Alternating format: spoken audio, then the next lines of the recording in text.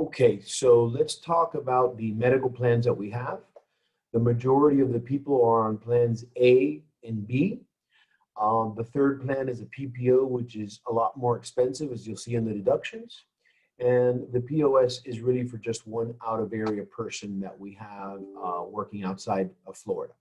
So Plan A, which is the least expensive plan, has a $25 primary copayment or $75 if you go to the regular network. What that means in English is that out of the United Healthcare providers, about 40% of them are in this preferred list. And if your doctor is there, you're going to pay the $25. If your doctor is not there, then it's going to be a $75 for the primary copayment. If you go to a specialist, once again, it's $50 if you go to the preferred network. And then the deductible applies if you're going to a specialist that's not in the preferred network, which is not a good thing. So if you see a specialist that is not in the preferred network, you definitely want to consider Plan 2. Virtual visits are a zero copayment, and I'm going to go over that app later on in the presentation so that you can see how you can FaceTime a doctor. Mini clinics are $25, which is the same copayment as the primary copayment.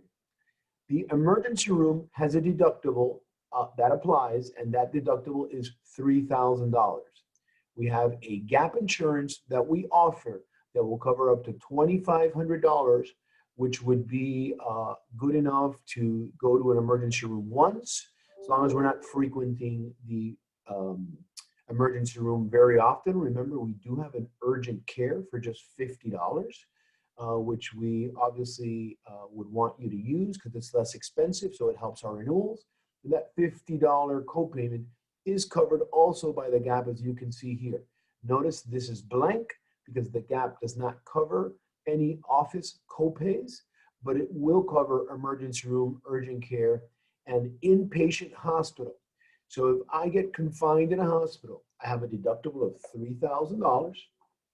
After that, United covers 50%. I have to pay the other 50% until I get to a total of $7,350, as you see here. If I have the gap, I have $5,000 to be able to sleep in the hospital, reducing my out-of-pocket to $2,350. So we highly recommend the gap insurance if you're going on this base plan, and even if you're going on the second plan.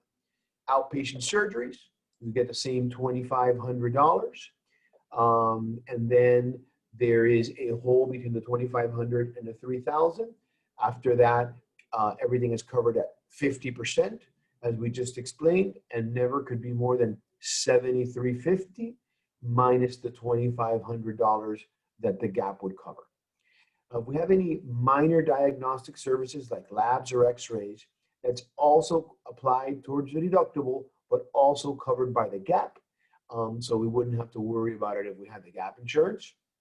MRIs and CAT scans are about $500, also covered by the gap insurance, so $2,500 should be more than sufficient.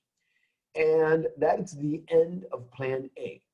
On Plan B, same plan we had last year, 30 primary, 55 specialists, 0 virtual visits, $30 minute clinics. Here the emergency room is just a deductible, so your gap will last longer if you need other services done throughout the year. Urgent care is $60, also covered by the gap. The inpatient deductible here is $5,000, so it's actually higher than the base plan. But it doesn't have the limitations of these preferred networks. Any of the neighborhood health networks are 30 and 55, which is the reason why more people are on this plan than on Plan 1. If I'm confined in a hospital, the gap will cover the $5,000. My responsibility would only be 30% up to $6,350. And if I take away the $5,000 the gap paid, my out-of-pocket is really just $1,350. For outpatient surgeries, we have the same $2,500 gap insurance.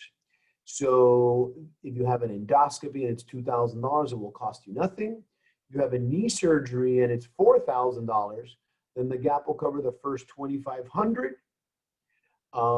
After that, you would have to pay the difference between the $4,000 cost and the $2,500 or $1,500 because United only kicks in until after the $5,000 deductible. The minor diagnostics are also covered or applicable towards the deductible, but covered by the gap. Same with major diagnostics, just like the initial plan, the deductible applies, but we have the gap. And that concludes the benefit explanation. And we will be happy to have a meeting for anybody who has more questions after the enrollment. So thank you so much for taking the time to listen.